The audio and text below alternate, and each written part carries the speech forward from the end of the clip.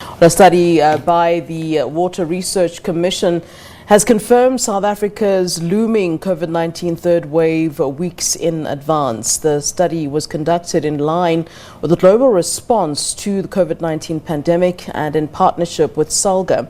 The Water Research Commission-led initiative collected samples from wastewater treatment plants, and out of the collected samples, SARS-CoV-2 RNA was detected in 98% of those tests. Now, let's discuss this further. We're now joined via Zoom by Jay Bhagwan, who is the Executive Manager responsible for the Sanitation Unit at the Water Research Commission. A very good afternoon to you, Jay.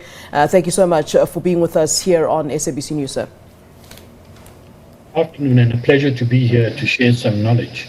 You know, this is really quite scary, and I think maybe I should start there in terms of how concerned, we should be as South Africa, but also just on the back of that, also talk to us about the study, when and how it was conducted, and how many samples were collected. So, to start off, wastewater does not tell any lies, Yeah. Whatever we consume, whatever we do ends up in the sewage. So it becomes a very important instrument in the future to manage many diseases and pathogens. And we have this opportunity of monitoring the spread of the COVID-19 pandemic through this process. So, when we first got the signs that this was possible, we launched our program in May 2020 with a proof of concept in getting the techniques and the methodologies standardized around, searching for this virus in wastewater. Yeah. And the important thing is that in wastewater, this virus is not infectious. What an infected person releases is fragments of a non-infectious RNA, or what we call protein, Yeah. which is harmless. But it gives us a good signal of what is happening in the community. And we've been doing this, since the first wave, started in May last year.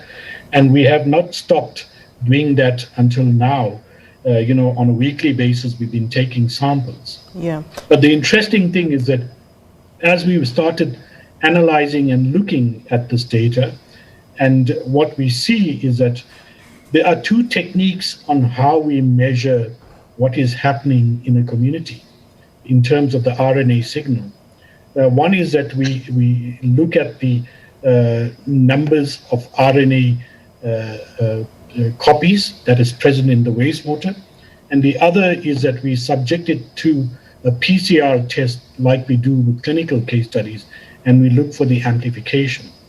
And these two techniques are very useful for us over the period in starting to determine what is happening in the community. Yeah. So in this specific case that we chose in eThekwini, in one of the largest treatment facilities, covering about 61 to 65 suburbs, we've started to see the increase in this copy numbers 3 weeks ahead. Now, the clinical case studies are only coming out now because people were infected and they only got sick after a little time, and they started to then go and get tested. We could already pick up, 3 weeks in advance. The important aspect is the asymptomatic cases and the infected cases, and it was telling us this is much larger than what the clinical case studies is showing. Yeah, Mr. Bhagwan, just to interrupt you, just come in quickly. You mentioned, you get a sort of clear indication as to what's going on in the communities from some of these samples that you did take. Talk to us about the kind of, which kind of areas that were covered. And I don't know if I'm using the correct terminology here, but perhaps you can paint a picture for us of which areas are the hot spots in terms of where the red flags really kind of went off when we were doing these tests. Perhaps if you can give us an idea geographically of what you were able to find. So we used the one case study of the eThekwini Central Treatment Works, which covers 61 suburbs, including the CBD. Yeah. It's a very large catchment that the sewer or the wastewater treatment plant is serving. Okay, and we already pick in that huge catchment an increase by 200 to 300% of the number of RNA copies that we've been seeing over the last period. Okay, so that is telling us, hey, there's a huge increase and a spike in the number of infections in this catchment. For the municipality at a local level, this is an opportunity to now look back and examine all the hotspots that they had to deal with in the second wave and say, let us now go down to a sub-catchment level and take samples in the sewage at those levels to see if those hotspots are beginning to increase, so that we can then respond adequately with our normal measures in reducing and mitigating the increases of these cases in those areas. Yeah. What are some of the sort of in terms of the samples that were collected? I mean, maybe you can give us some sort of indication as to, there are areas, as you would know, Mr. Bhagwan, that are still struggling when it comes to sanitation issues, where sanitation is inadequate. And were you able to kind of pick up from the different places in terms of maybe there was an urban area where there's sanitation, there's water, there's all of those kinds of facilities, and maybe in those areas that might be impoverished where we find issues in terms of sanitation and where there's a difficulty in terms of accessing water, were there certain differences there that you were able to pick up and to sort of highlight? Because as we've been told continuously while we've been dealing with this pandemic that we have to stay hygienic, we have to continue to wash our hands and so forth. So it would be very interesting to find out if now it's a scientific thing where you would be able to tell us if indeed in those areas where there is a lack of sanitation that you were able to find that there was a scarier picture perhaps that you found. Yeah, so in parallel to what we are doing with urban areas that have sewage and wastewater treatment, we also have a program looking at the non-sewer areas that you allude to, people that have on-site sanitation and don't have drainage, and the low income and the informal settlements.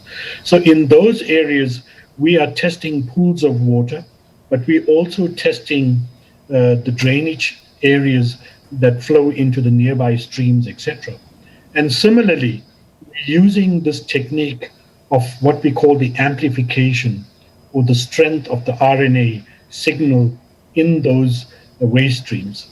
So, it's a very important element that we can measure to see what was there a few months back and what we're seeing now. And if the amplification or the copy numbers, start increasing, it's telling us that, there is a heightened activity of infections in those communities, and we need to give attention to our strategies immediately in those areas. So, we're crunching all the numbers around the countries of all the other treatment plants that we are examining, but we have confirmed our hypothesis when we started with this initiative that wastewater-based surveillance adds value in terms of an early warning system, okay? Though we cannot give the exact numbers, but we're able to pick up in advance that another wave or a certain area is starting to show a heightened activity of infection that allows authorities to intervene immediately. Yeah. And just in closing, as we wrap up our conversation here, Mr. Bhagwan, as you're examining the water treatment plants, I would imagine that, with certain tests, and of course I remember from science classes that, you might be searching for one thing and something interesting, you find actually something else that's interesting in the test sample that you're running. And I'd like to know if there's anything, that might even be of concern, that was picked up during all these tests and examinations. Unfortunately, the test kits that we are using only searches for that RNA signal. Yeah. It's designed purposely for that. We haven't, picked up any other elements. Our concerns were also, the heightened use of disinfectants and the impact on our water environment, etc. But that study is a much longer study that was wanting to see the attenuation of this. But those things are carrying on. as well. What is important through this whole process, that this is a very cost-effective, I wouldn't use the word cheap, but a very low-cost way of ensuring that we can screen large communities and asymptomatic individuals in those communities in terms of this pandemic, so that we can manage it much better. And you know, it's something that all municipalities should engage and harness, as well, you know, the national system, so that we can get, you know, to this problem and manage this problem much better into the future. All right. And Mr. Jay Bhagwan, thank you so much for being with us and giving us your time and shedding more information on this. Much appreciated.